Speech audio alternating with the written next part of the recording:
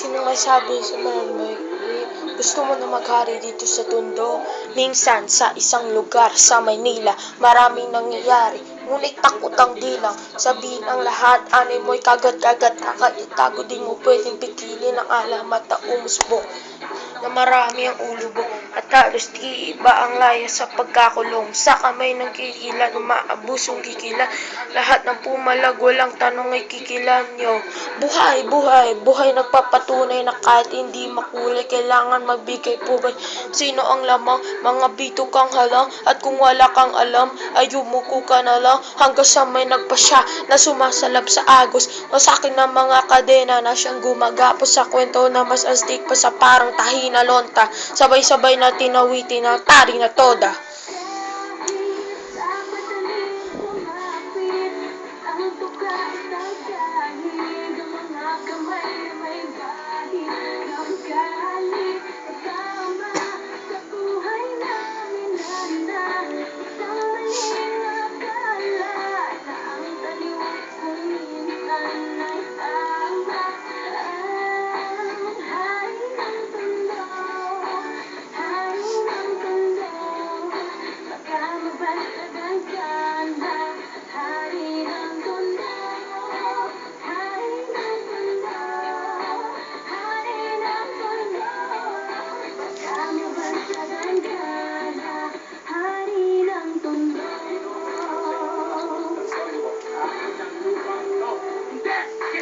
Musubong kalaban sa kamay ng binigab at halang sa iba, tsaka na muna ang patawad sa maling nagagawa na tilang nagiging tama. Ang tunay na may kailangan ng siyang tinatamasa.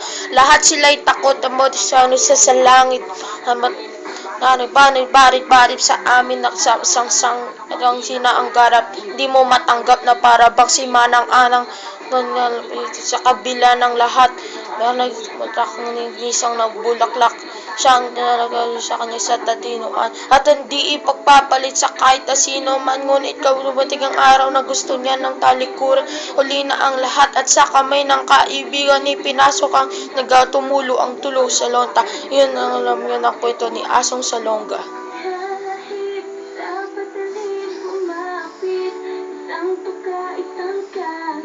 Ang mga kamay na may bahid ng galit kasama sa buhay namin na isang maling akala na ang taliwas kung minsan ay tama.